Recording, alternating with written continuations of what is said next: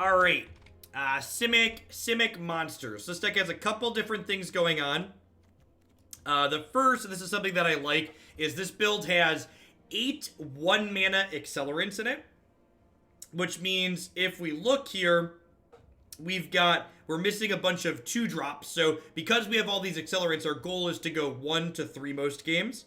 One thing that might be a little bit suspect in this deck is that Sphinx of Foresight being blue-blue might be a little bit tough to cast consistently. However, the Scry 3 initially from this could help smooth that out potentially, so that's something to think about. Kiora is also pseudo-fixing though too, because she can untap a blue source to give us double blue. And then, one thing that I'm not 100% sure on, I added some Nullhide Ferox to this deck just because it's a great card. It's a 4+ power creature, but this might end up being a little bit awkward between these two things. Well, we'll see how this goes. Don't do what to myself, Talrand? I mean, if you're referring to the top 1,000, if we play and miss, we play and miss. I'm not gonna, like, stress out about it again, but, like, the fact that it's factual that at 500, I'm not gonna remain in the top 1,000 if I don't win a couple more matches. With 4 days out.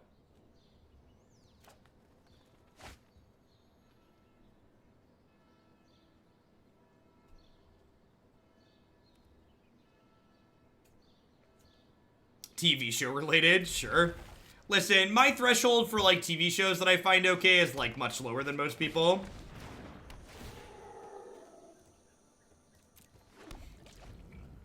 So if we draw a land, an untapped land tier on 2, we're in a very good spot, right? So I get to do this, and now, like, we get to Tamiyo next turn. That's really sweet. Krakens, leviathans, octopuses, serpents. Oh, I love them all. I love them all.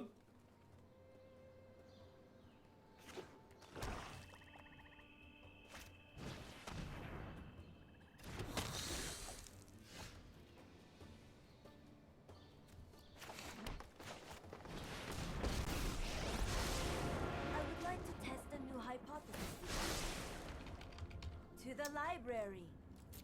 Would like my world shaken, please. Shaken, not stirred. Found a Steel Leaf Champion. Might downtick and grab that because it draws a card with Kiora next turn.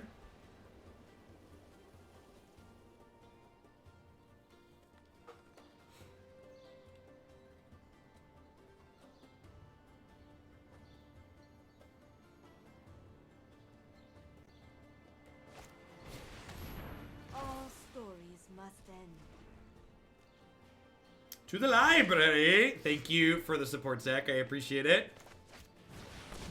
Main deck D-Sparky.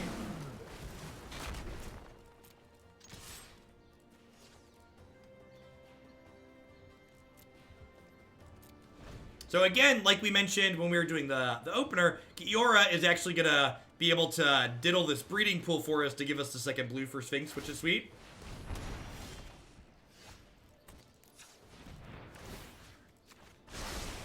Hey, Timothy. Thank you for the 6-month free sub. I appreciate that. Welcome back.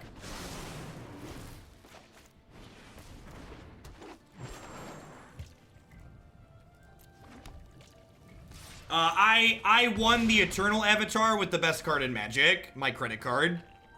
This is in the latest gem pack or purchase pack in the store. You get a couple of foils, a card back, and this avatar. The card back's pretty sweet too.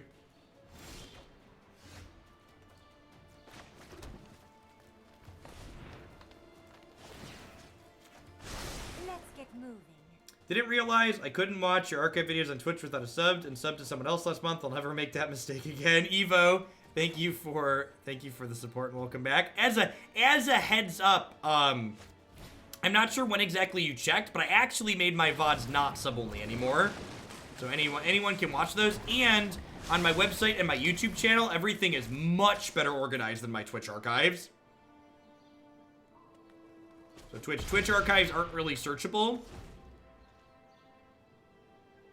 And my YouTube is definitely searchable, and my website is everything really well organized, so you can find those in both those places as well. I do appreciate the sub, though. The Mana Rocks, thank you for the 4 months. Welcome back. Death Touch, Lifelink.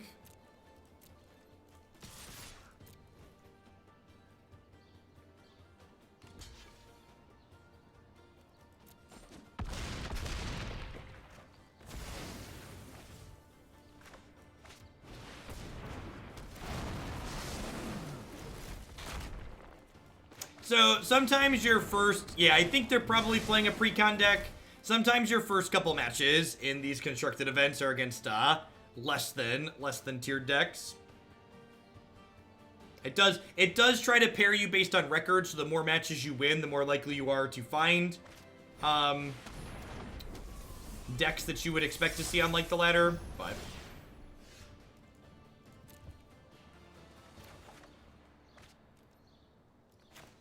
are you aware of how sealed product is distributed for a competitive event? I have no idea. I don't play Limited. Limited is not my thing. So I have to chump block both my creatures here. Or they could die. Yeah, I guess that's fair too. Good line. Definitely a line. Concede.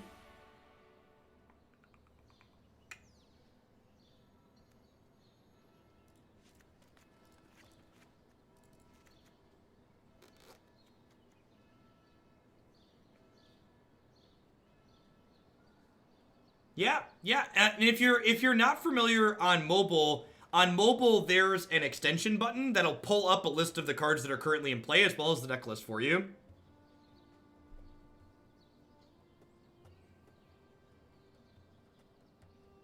What's going on, Foresight? Sometimes when you resub, you have to refresh to send the notification through. I'm gonna bring this in because Lyra's pretty annoying. Bring in some Hydroid Krasis. I don't really have anti-Hydroid Krasis cards. Did I forget to update the Stream Decker? I did.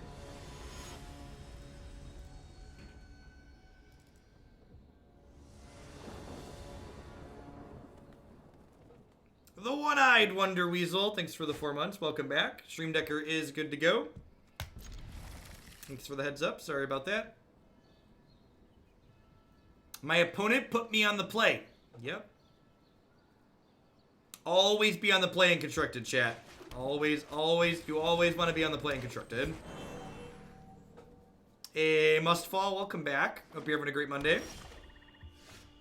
Ah, we were so close. We were so close. Getting our scry on.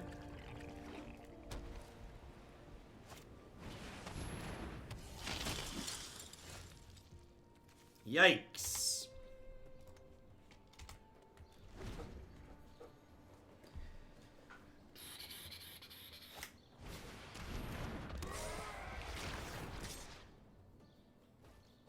There's a modern MCQ today on Moto. Weird.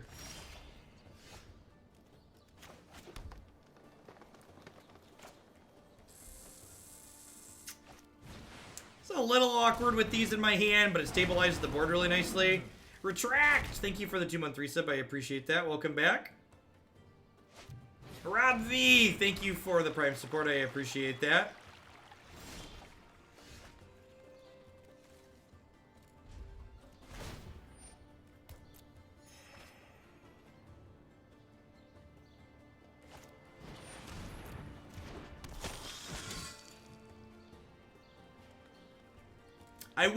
I will say this, playing the event on Magic Arena over the weekend really made me wish they had like a weekly event queue on the weekend. It'd be really sweet if there was just like an open entry tournament you could join on Saturdays that's a queue that you could join once per account.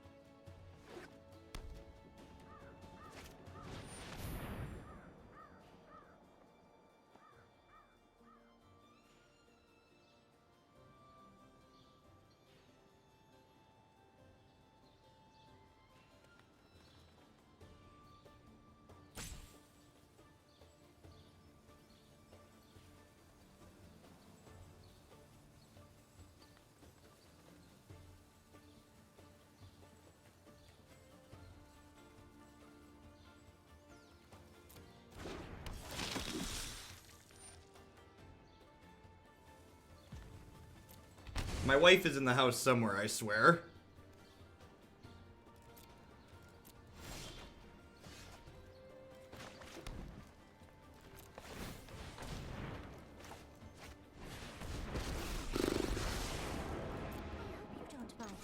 Think we missed our second blue for a little bit too long here. And then missed the 5th mana source in general for a little bit too long.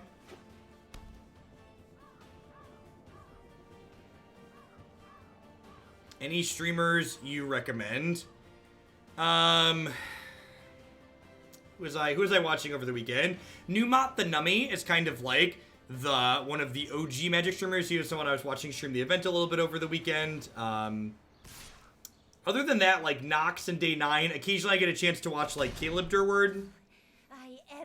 Day 9's actually, you said you found this channel as a rec from Day 9. Day 9's actually probably the channel I watch the most just because he's often online when I sign off in the afternoon.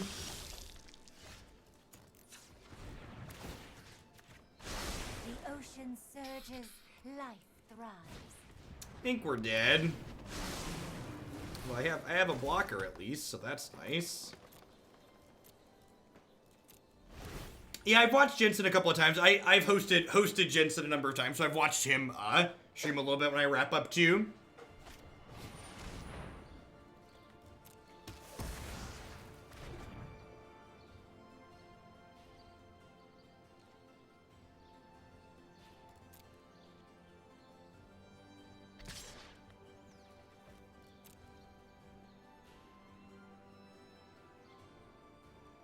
I don't know, I feel like if my opponent was smashing the attack with all button, we'd probably be dead. But the fact that they're not doing that maybe means we have a chance.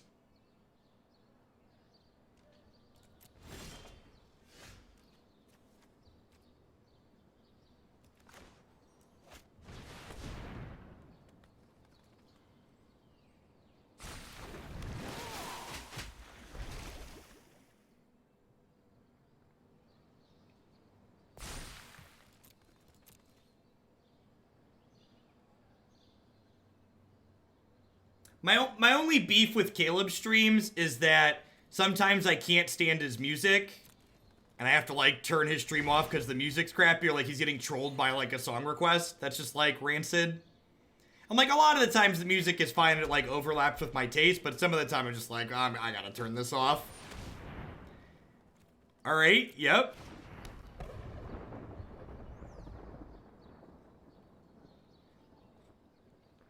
No, I don't. I'd be surprised if that's worth playing instead of Quarter Evo.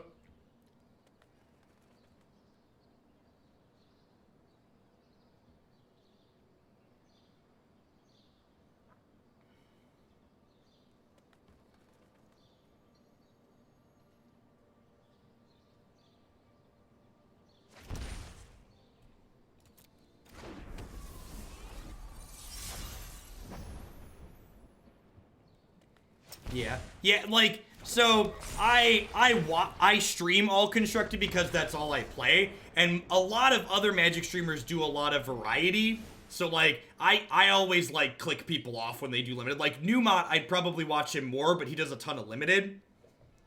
I just like really don't have an interest in watching limited 9 times out of 10.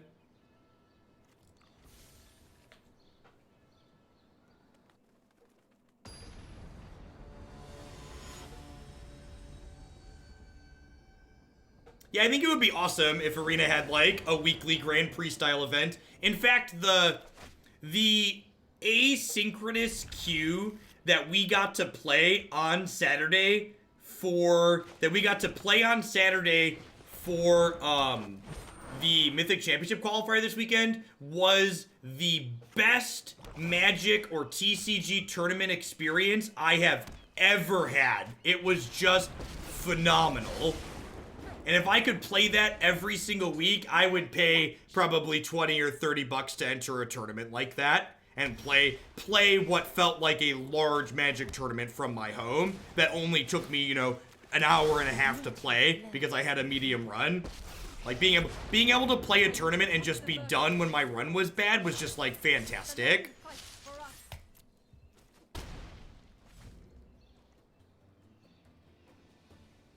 On the weekend, do you think the results would have been different if you stalled a bit between rounds to queue into slower decks? No, not at all, Hangman. I played against a variety of different things. I ran into mono red twice over the weekend, but there was just a lot of mono red in the tournament if you look at the results, so. Harness the elements.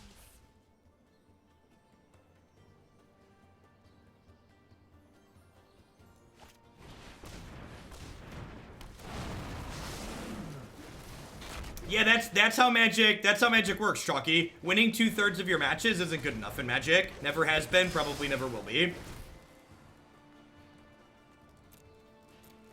Had a pretty good start this game.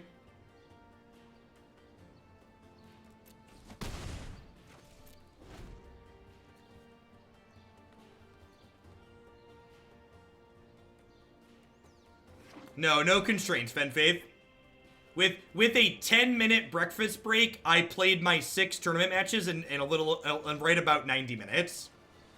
I started right at 8 a.m. when they let me start, and I was done by like 9:30. Fight on without me.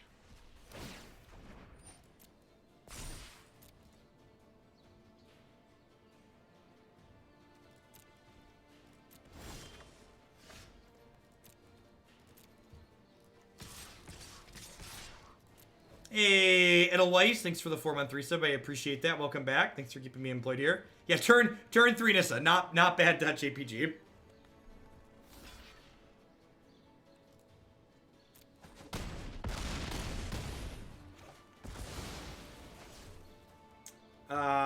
So I have like 5 mana total here. Guess I'm just gonna play this out as a 2/2.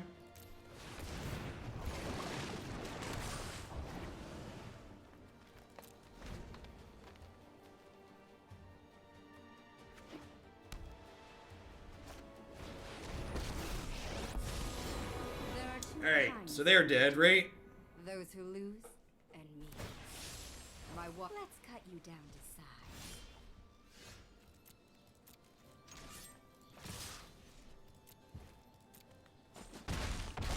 Thunk, thunk, thunk.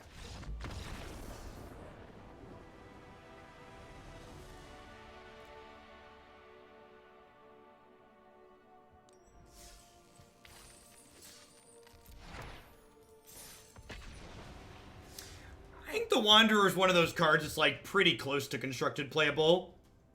Like getting to exile 2 4-power things seems good. Like if Rekindling Phoenix ever became super popular, I could see Wanderer being very reasonable. I'd be kind of surprised if my opponent has Kaya's Wrath in their deck based on how many creatures they played in the first 2 games.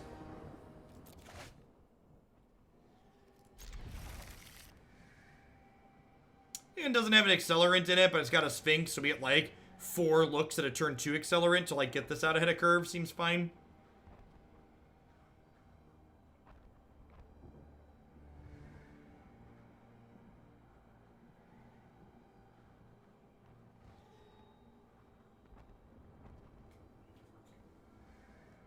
Not necessarily JVL. Like, Wanderer could be a sideboard card. Like, I'd be very surprised if the format ever looked like that card was a main deck card, but as a sideboard card, I think there's plenty of decks that could become very popular and make it a fine sideboard card.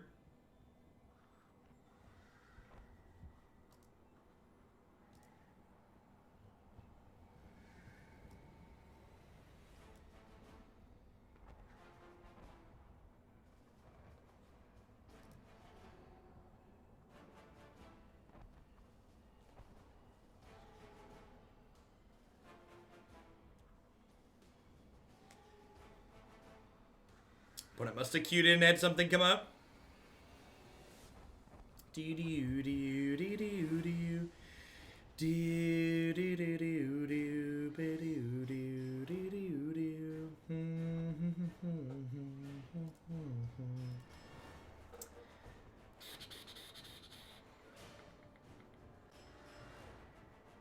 Had 4-color Dread Horde, sided Wanderer against Greenwood Circuit. Yeah, card seems great against the Monsters deck for sure.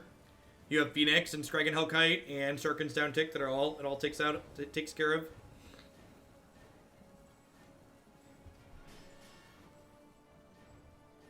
We've been waiting for my opponent. God, it gives you such a long amount of time to, like, decide that you're going to stay or not. Like, we've been waiting here 2 minutes now. Almost 2 minutes. I assume at 2 minutes they finally time out and lose. Seriously? Oh, I think it just pushes them through, if I recall. I'm just going to keep these lands and just guaranteed curve out 3, 4, 5 here. So, like, now do we have to wait for them to time out again, or did they come back? I think it's 2 minutes, and then it auto keeps, and then you have to wait again. It's like, how long does it take for this timer to come up here again? And it's not even salt. This is like the first game of a new match. They must have just, like, hit queued and walked away from the computer, had something come up. Which happens. Real life happens. Alright, well, they're back. They're handling up.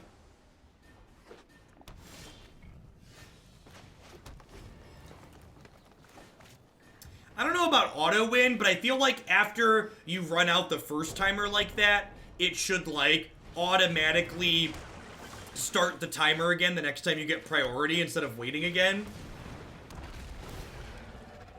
They are playing Nexus, so I kind of wish they would have timed out.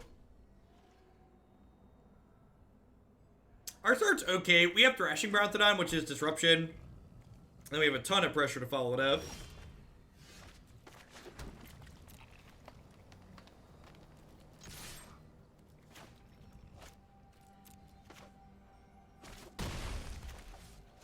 Who's a good little bear? Who's a good little bear? But I'm checking out some of their options here. The fact that I drew another good 4-drop is decent, because it means, like, next turn if I blow this up, I can play another 6/6, which is nice.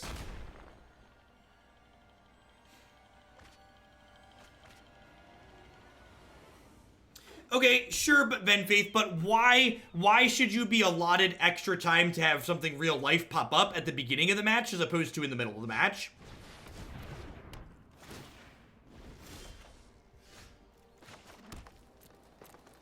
I guess would be my question. Why does the very start of the match have different disconnect rules than the end of the match? Would be my question to you.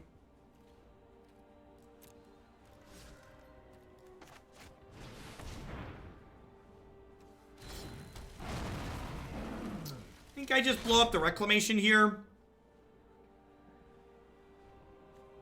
If I'm gonna blow up the Reclamation, I want to do it now before they get a trigger with it next turn. Although if they have a blink of an eye, I'd rather do it during their upkeep, I suppose.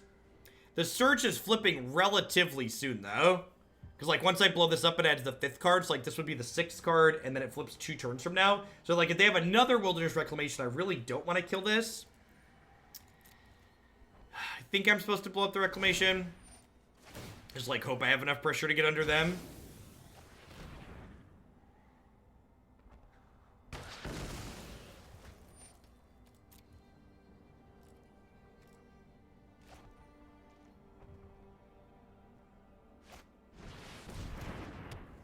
Connection problems are much more common at the beginning and the middle. So your argument is the time should be constrained in the way that it is because the application's buggy?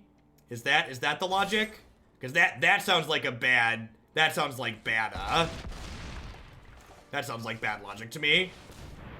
I don't think we should make exceptions because the application has bugs. I think we should fix the bugs.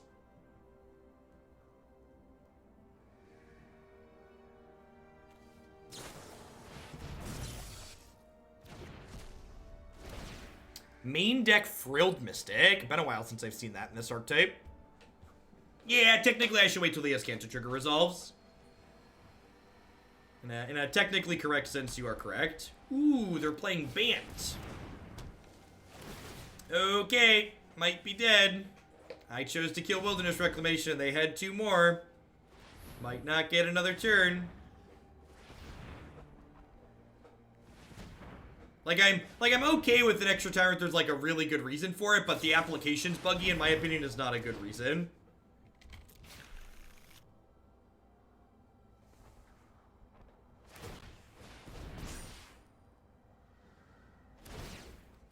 So like now they get to flip the search for Ascanta.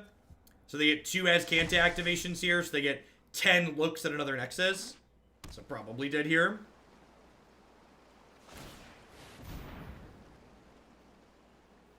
Oh, that's true too. Even if they brick, they could just blast out us. Alright, I'm done.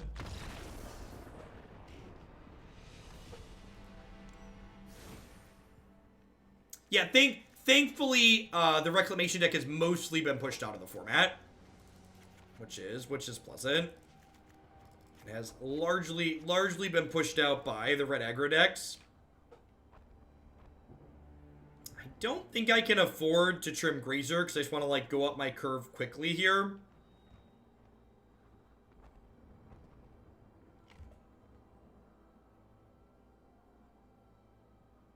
Blaststone would kill the Reclamation they went to 4, that's true. I conceded because they found Root Snare.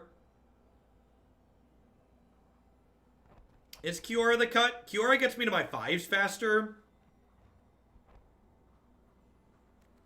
I'm gonna trim the Nullhide since I'm bringing in non-creatures.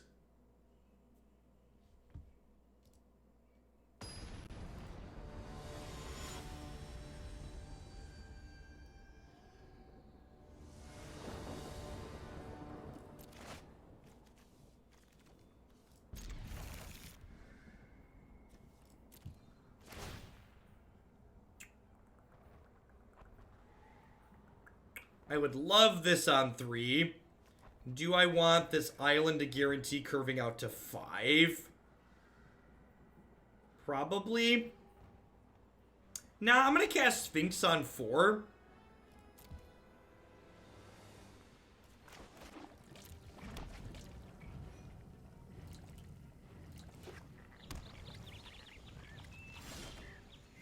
So I do this, I cast this on 3, and then, like, Sphinx lets me dig to the 5th land for this, or I could just play disruptive cards.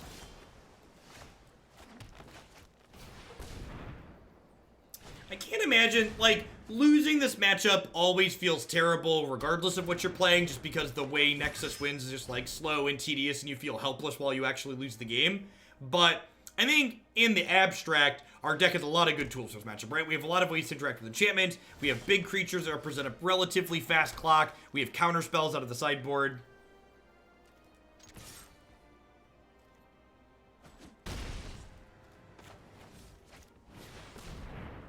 So, like, if we untap with both these creatures, we're probably going to be in a spot where, like, we're never tapping out again, just between our enchantment removal and our counter spells. Yeah, I've got 4 Brontodons, and I also have 2 Canopies and 4 Negates, so I think, again, that amount of disruption in conjunction with the fact that we have, like, relatively fast clock overall is, like, puts us in an okay position here.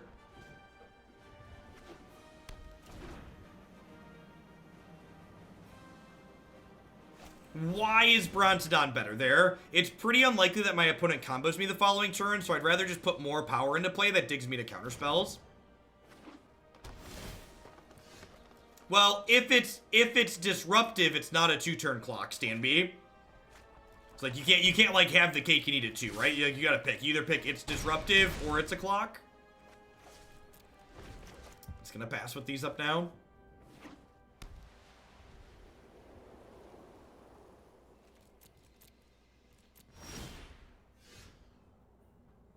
One negate, please.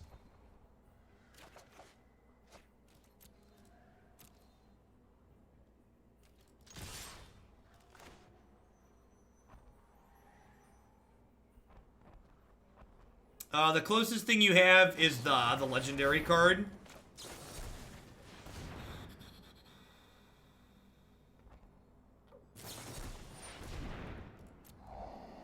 Yeah.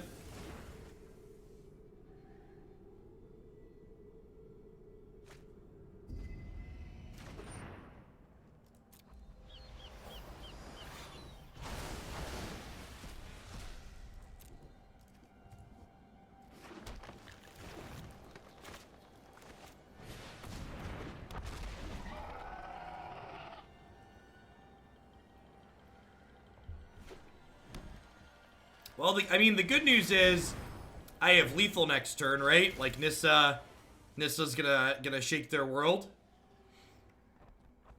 And then I have a Crushing Canopy for further disruption past this Brontodon.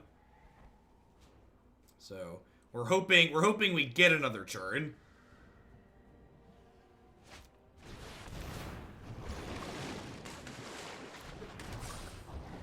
I will say this. The fact that this button says my turn even when you click it and it's going back to your opponent's turn is just like easily one of the most tilting things about Arena. It's like, nope, it's really not my turn, Arena. Stop lying to me. Stop lying to me.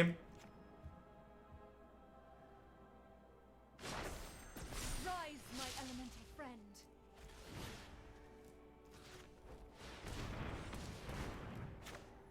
Modal, thanks for the 15-month resub. I appreciate that. Welcome back.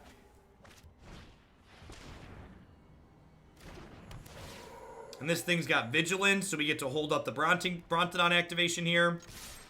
So we have Lethal on board. We have a way to destroy an enchantment.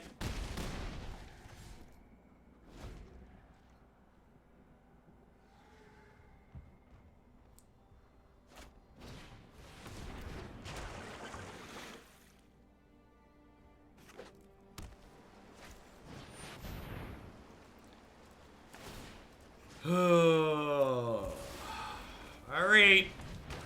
Please let me have another turn. Please let me have another turn. I'm all alone. There's no one here beside me. Do do do do do do. Discovery in this economy.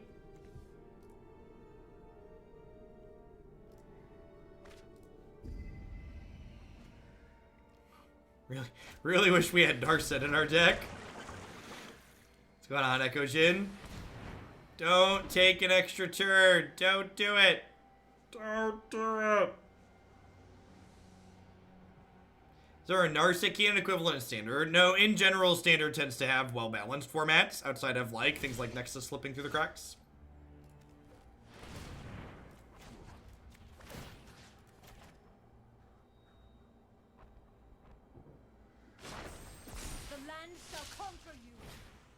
Yeah, the lack of a real F3, F6 option in Arena is a little annoying too, for sure.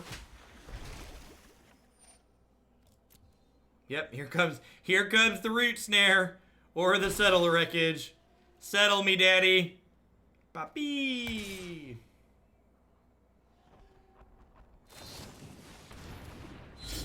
Yay! Yeah! We did it, we did it, we did it. Hooray! As you will, opponent. As you will.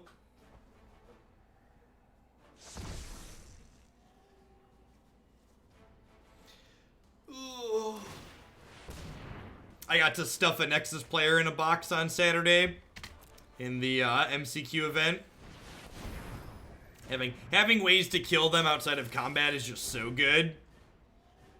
Just like, well, dead you. And I mean, like, this is annoying, but again, my opponent isn't doing multiple things per turn, so if they're just like activate as Kanta, cast Nexus, they're just spinning their tires. But unfortunately, we have to wait to find out if they're going to kill us or not, because they don't know and we don't know, so we can't concede in good conscience. They're dead on board, right?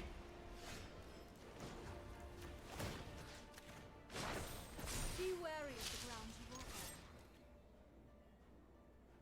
They probably should have, unless they're out of Root Snares, they probably should have left a green up, huh? So they could cast a Root Snare.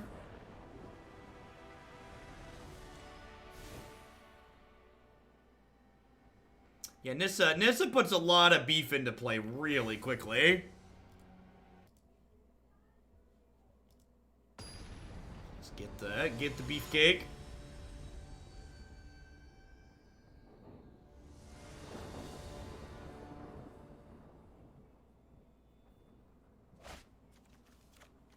I think this is a mulligan. It only has this as meaningful disruption, and it doesn't have a ramp spell on one.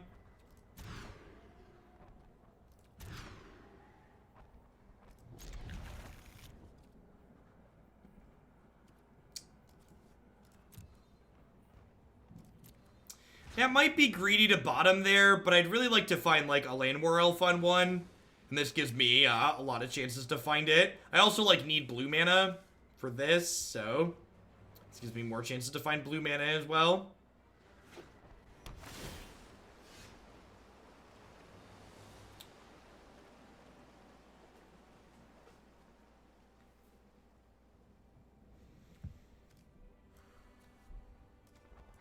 I think I want this Nissa.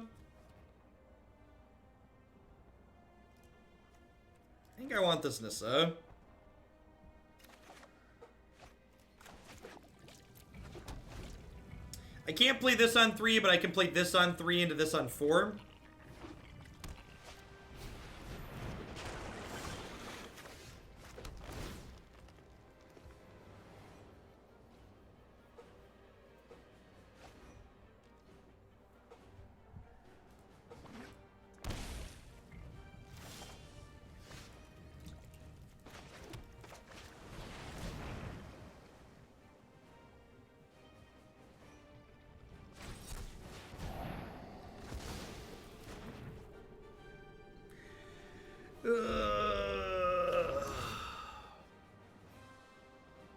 Man, they have a basic planes in their Frilled Mystic deck, too.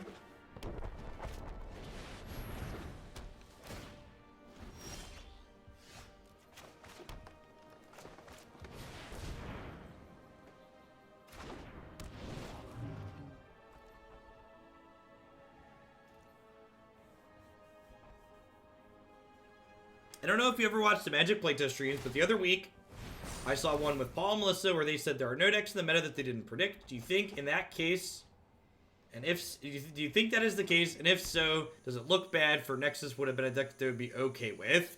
Well, I mean, do you think that is a case is like basically asking me, do I think Magic R&D is lying to you? Which I don't think is the case. I don't know what they really stand to gain from that. So, as someone who's played Modern, I feel like anyone who's played Modern and, like, understands Wizards of the Coast, like, feedback on Modern as a format, like, you probably understand or have come to expect, play patterns like these Nexus decks to be decks that they're okay with, essentially.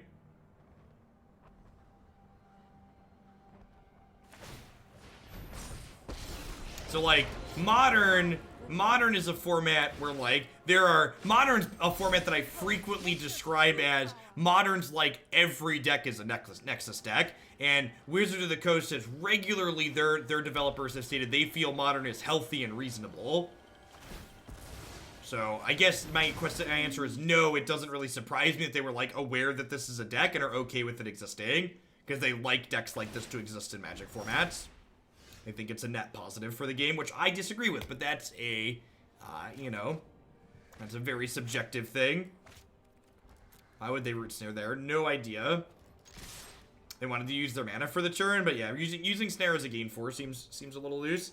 Oh, you know what? They're probably snaring aggressively. 1, because they have more of them, but 2, because of, they want to flip the search for Azcanta, right? That's basically what it likely comes down to. They're still 2 cards off. They kept that. That's a little scary.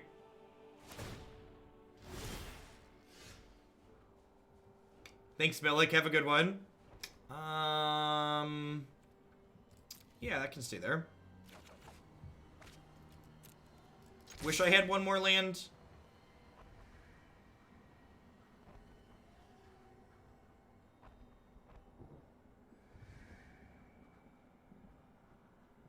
How do they explain Nexus being a promo when it's a popular deck in the format?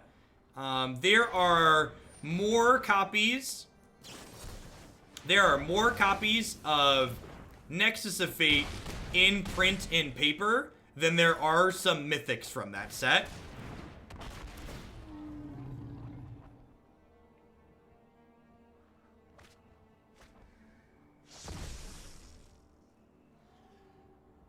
No, they said they predicted all of the decks that are seeing play, Hangman, which means they did predict what this deck is doing, being a thing.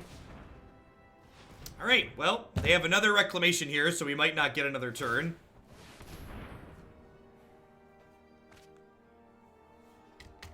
Incredibly unlikely to get another turn from here.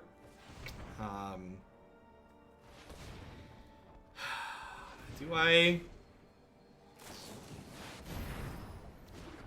Oh, wow, they were actually one short. They had to hit it on that one there. All right, if they take another turn from this position, I'm going to concede. No, they're only getting 2 as can't activations currently.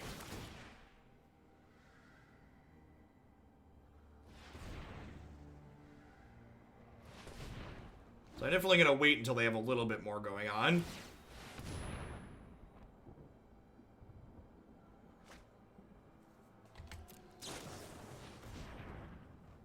Well, for starters, man, something you need to understand is they don't take account other formats. So they don't design standard cards with like Modern and Legacy in mind. If stuff breaks there, it's just like a oops, it broke.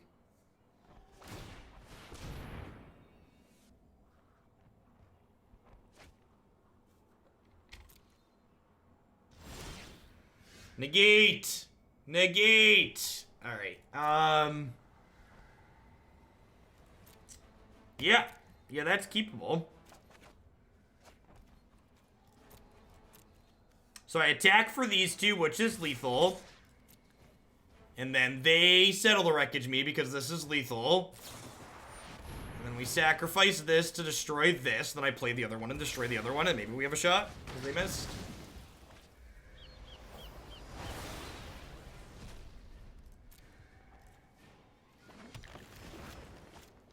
Unless the design philosophy changed at some point and I missed the article about their philosophy changing, there was definitely a point where they said they didn't design with non-rotating in mind. And maybe the advent of the play design team has changed that and they now do that with these other formats in mind.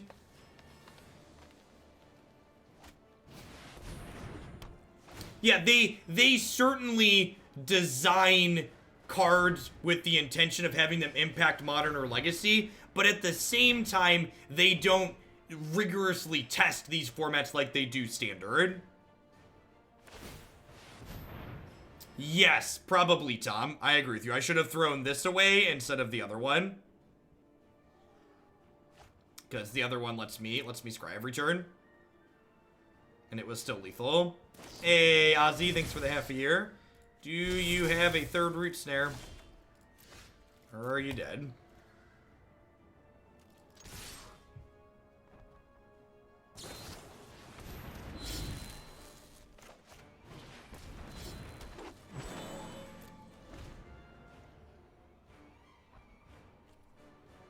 Yeah, but I wanted my mana sources, Missilehead.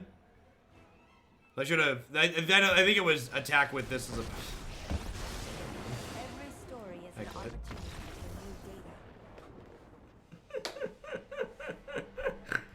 for new data. All right, on to the next one. In the words of the greatest poet of our generation, you just gotta shake, shake, shake it off, and remember that R&D intended for that to be a deck, and they love us all. Wee McGee, thank you for the 12 months of support. I appreciate that. Let's get you a sword to go with your shield. Thanks for keeping me around. Giro for us all. Thank you for the brand new tier 1 sub. Hope you're having a fantastic Monday wherever you're at.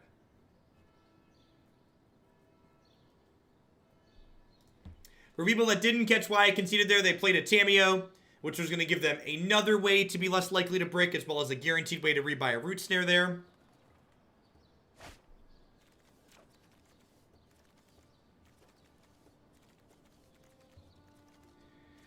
Oh, there's just no blue mana here, so I can't keep this, right?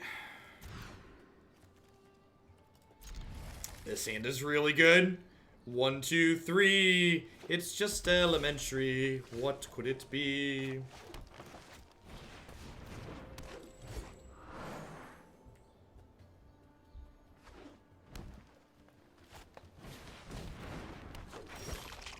I mean, I agree that people tend to say things like fun and interactive to just be salty about any game that they've lost. But the Nexus deck is literally like the epitome of anti-interaction, right? Like it's a bunch of root snares as its primary form of interaction. So I agree that that is overused by the Magic community in general, but I also think it definitely applies to games where Nexus of Fate are involved.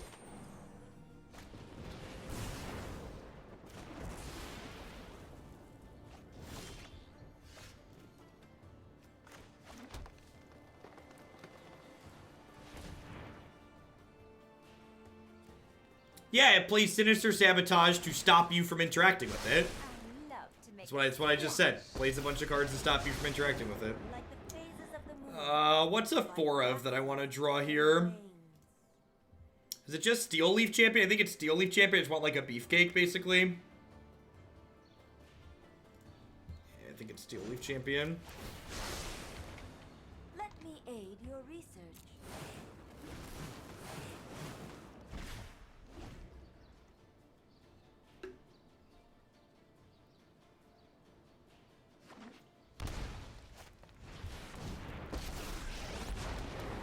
Yep. Land, we are all connected. Harness the elements. So I assume Kiora is going to die here. Yep, they did. They did, in fact, get to Nissa before we did, unfortunately. Which probably means we're dead.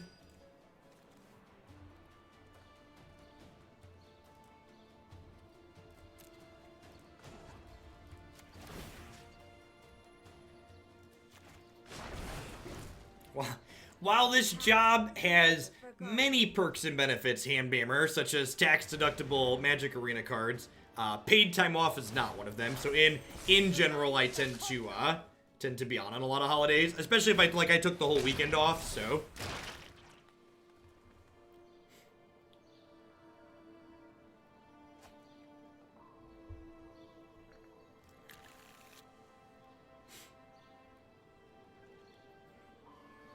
Nissa is very powerful, for sure.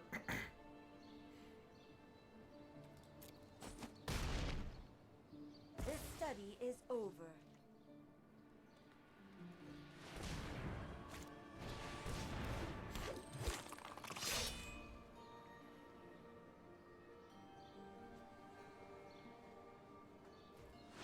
Jeff has the no-collar job. I mean, it's an entertainment job, right?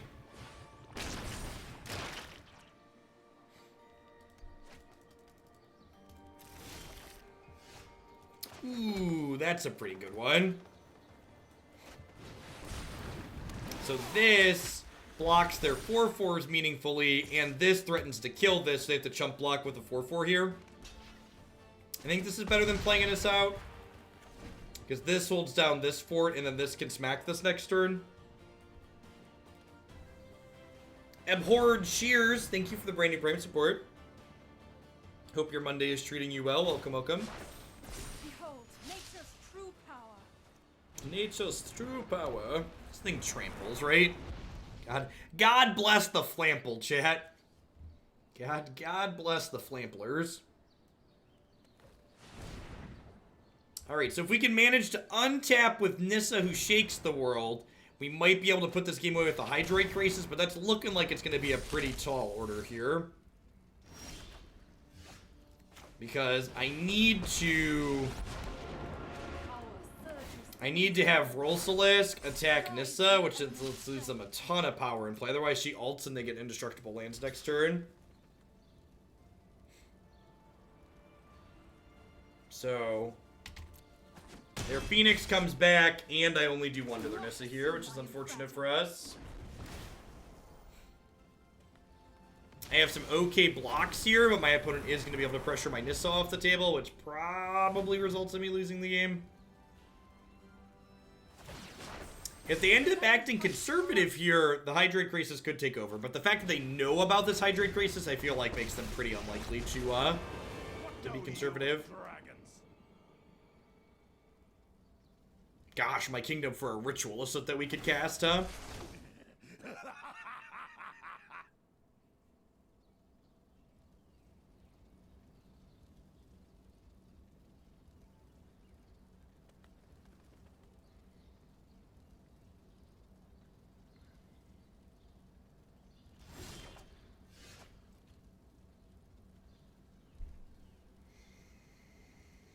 So they're ulting their Nissa next turn. They have 8, 9 mana. So I think I Krasis for 6. Which leaves me a green.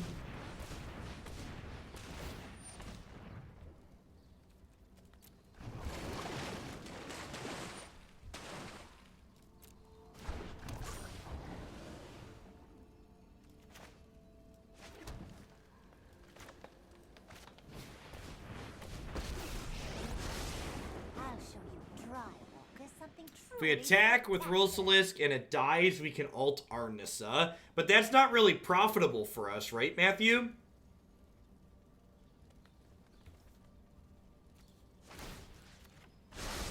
Like, because my Nissa will be gone, and they'll have more indestructible things than me. Because, like, I only have one creature land at the moment.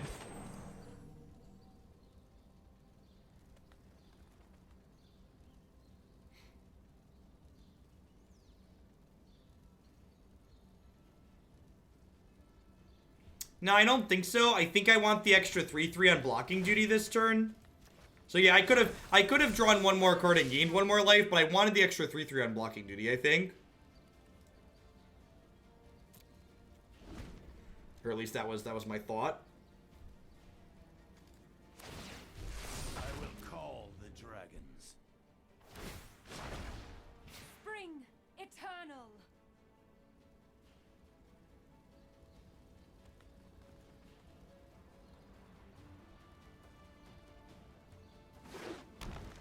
Magic looking really mobile friendly, right?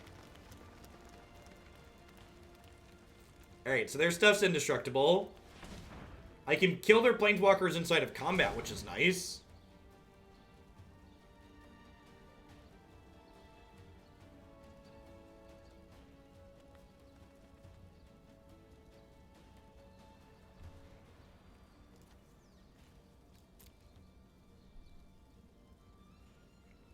Yeah, but like if the Sarkhan attacks, I can eat him. I am at 23, and they only have 4 indestructible 3/3. So if I draw enough beef here, we might be okay. Especially because like Brontodon's gonna be another blocker, and like if my Roalesk dies at some point, my Nissa lands will be bigger than their Nissa lands. Yeah, only their lands are indestructible.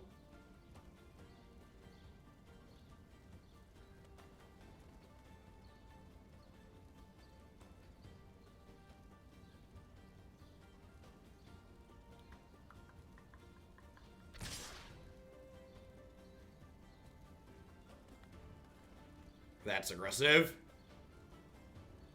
These things don't trample, right? Nope.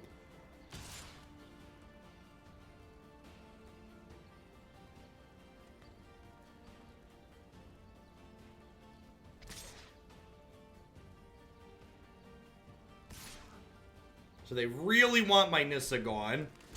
So I get to eat both of these. And then if I go block... Block, block, block. I could keep my Nissa alive, but it requires me to lose both of these and this. And with Tamiyo in my hand, I don't think I'm incentivized to do that.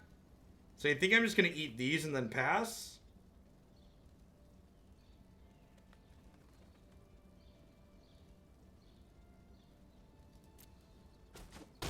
No, I don't care about spoilers in chat.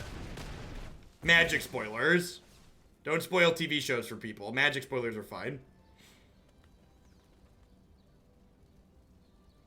These are indestructible, so it didn't matter, Captain Jack. And this is going away at end of turn. Oh, I guess if I would have blocked this inside of combat, they'd have had less mana, huh?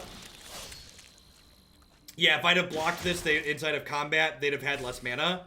So I should have put this in front of one of their 4/4s and then eaten the Nissa. That's something I should have done.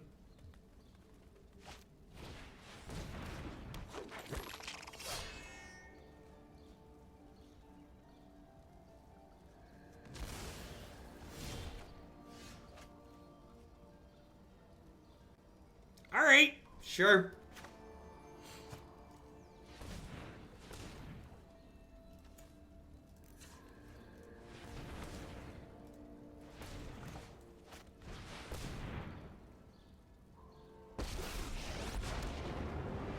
Strange and magnificent world. Let's get moving.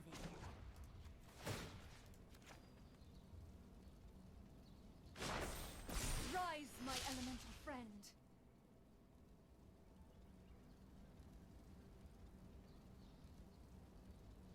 It is a little bit of a weird game, you're not wrong.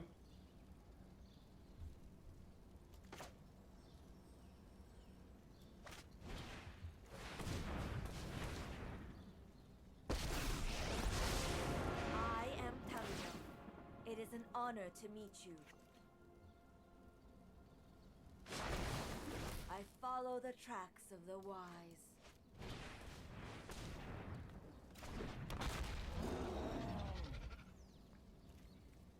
I think I'm still on the no attacks here.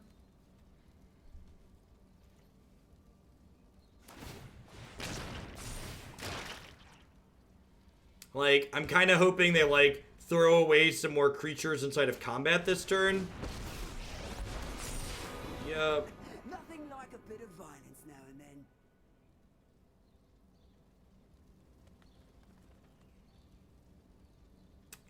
I don't think Flusterstorm's playable in Modern. If you look at the decks that are seeing play, not a lot of them are like instant and sorcery based combo decks. I think there's gonna be I mean, in many situations in Modern, Flusterstorm is worse than Spell Pierce.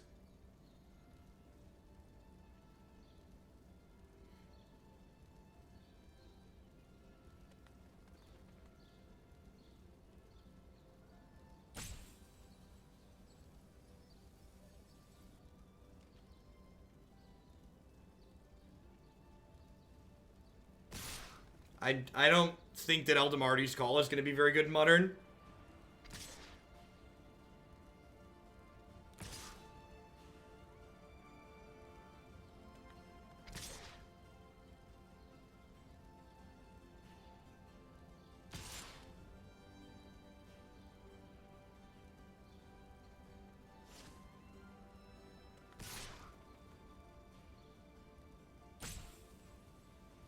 Flusterstorm counters less things than Spell Pierce, Tom.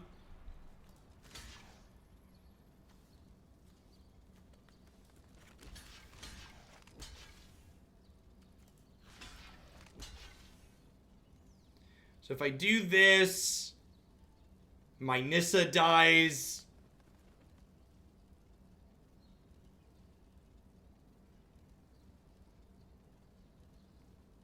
My Nissa dies, my Roalesk dies, but he pumps up the rest of this. Yeah, I think this is fine. I kill this, I eat this, this bounces here. I'm blocking here to prevent Tamiyo from dying. Yeah, Kiora and Nissa are dying, and then this dies, this dies, this dies, this dies. I can't save the Nissa with how many things they attacked into it. They attack Nissa with enough to guarantee that it's dead. Your belly flopped.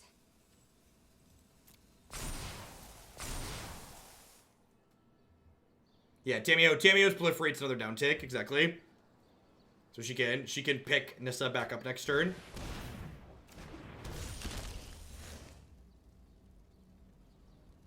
Yeah, our lands are big. The problem is their lands are indestructible. We're probably just dead.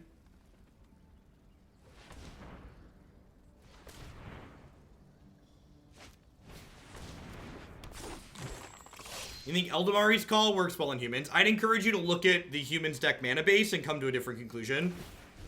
I summon you. Yeah, I think we're done for. Eldamari's Call also costs 3 mana when you have a Thalia in play, which means it's not very good. A lot of reasons it's not very good there. I'm going to trade out these Thrashing Brontodons for a couple more Hydroid Krasis. Krasis is one of our better cards in a matchup like this. Is Arkbow good? Maybe Arkbow is okay. That's probably slow. I think I just want Krasis as my, like, over-the-top cards along with my Planeswalkers.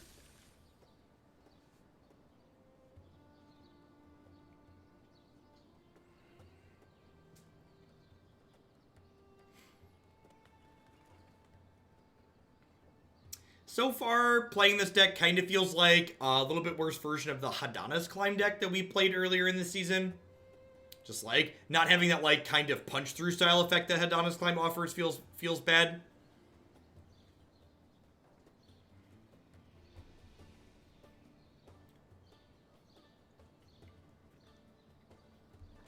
Yeah, like, you have just so many tutor and search effects for, like, the Vizier combo decks at this point. It's just like finding the right mix is going to take a little bit of work.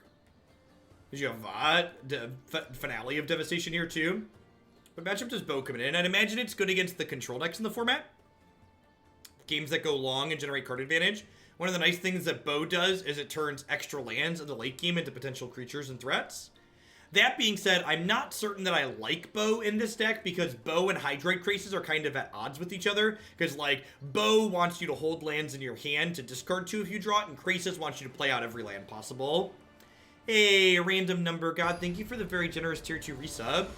Hope you're having a fantastic Monday. Be sure to take a peek at the deck queue and let me know something in there that you'd like to bump up for that this month. Alright, turn 2 Steel Leaf Champion.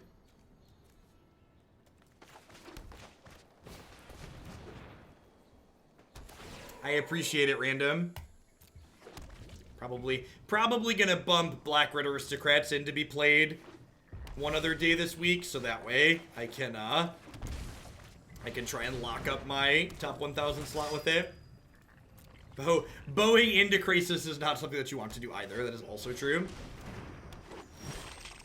Yay, we found a land. Alright, I'm gonna name Hydroid Krasis here. Now I'm gonna name Nissa. Let's shake my world. Nissa, shaken, not stirred. I know I noted this somewhere. I'm gonna run the no attacks here. If they want to power this up and swing, I can block, and then she can just rebuy this potentially. Or the Sphinx. Rebuying the Sphinx seems pretty reasonable here too.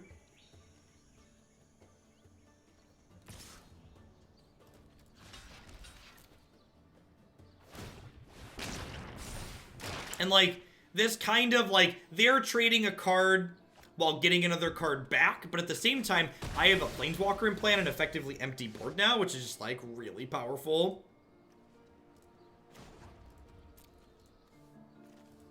I'm gonna grab my Sphinx of Foresight back here. The storied past holds our future. The Mayhem Devil, more Bantu build of Aristocrats that I played in the event over the weekend is definitely a little bit better against Mono Red.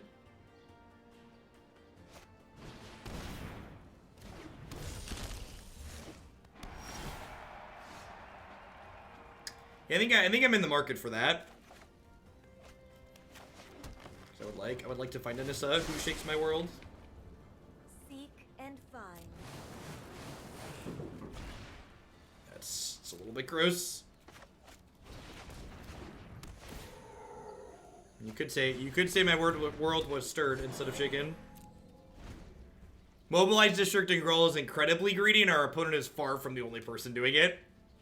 There was a Growl list with only 14 red sources in it that had 2 Mobilized District that won an SCG Classic. Hey, Bash Gooder, thanks for the 17 months. Welcome back. Happy Monday.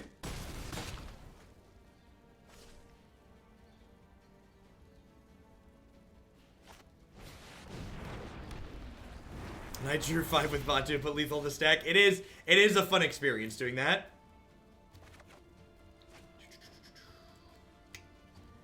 Do I just want my Apex hybrid back? I kind of think I do, huh?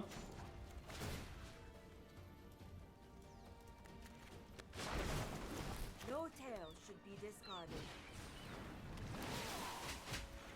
Yeah, I do, Casey Jim. If you look at the green-red Sarkhan deck on my website, there's 25 lands, and none of them are colorless.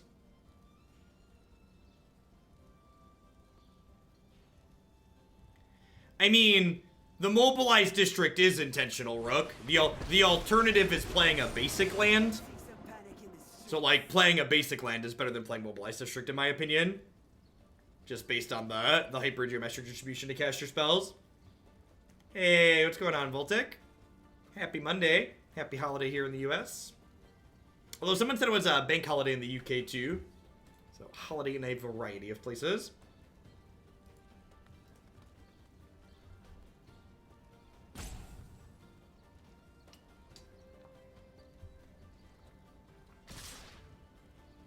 You're super pink. It's been a hot second then. Uh-oh. Audio bug. Alright, I'm gonna mute it for a second, and after I take my next turn, we'll restart the client.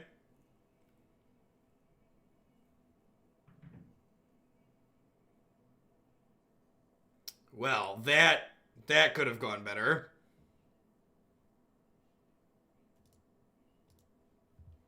Yikes. Yikes. No removal in our deck feels real bad.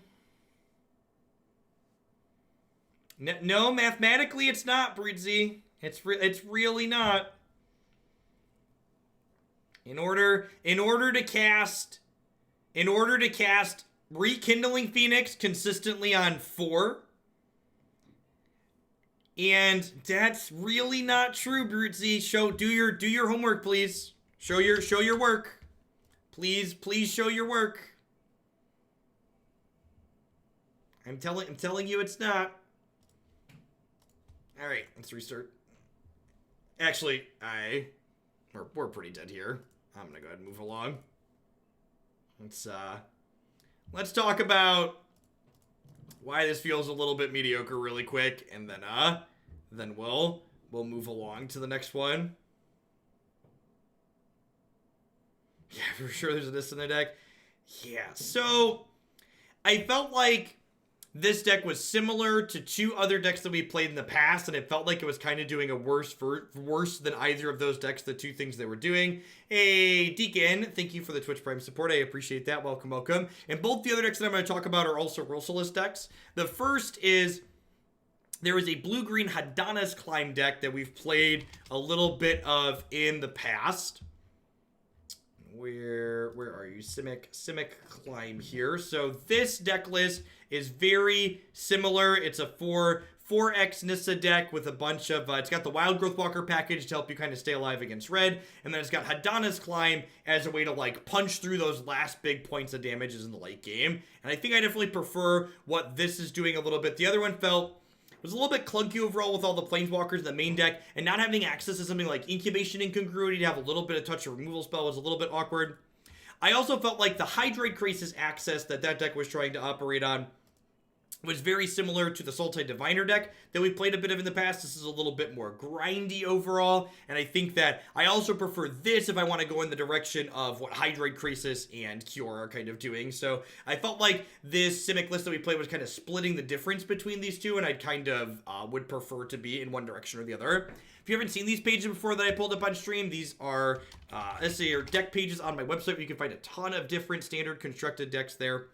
I'm going to go ahead and restart the client here really quick, and while I'm doing that, I just like to thank everyone for hanging out today. Welcome, welcome, welcome. If you're new, my name is Jeff Hoagland. I stream full-time here on Twitch. I'm here playing Magic 30, 40, sometimes even 50 hours a week, and if you enjoy constructed Magic, this is definitely a channel for you. We play a ton of different decks, and we change decks every 60 minutes to 2 hours, so you get a lot of variety in everything that we play here each day. I'd also like to take a quick second to plug a couple of my sponsors here really quick. The Nerd Rage Gaming Championship Series is a $5,000 cash tournament series that happens every single month in the Midwestern United States. If you can't make it out to the Midwest to play in one of their standard, modern, or legacy tournaments, be sure to check out their streaming coverage as well at twitch.tv/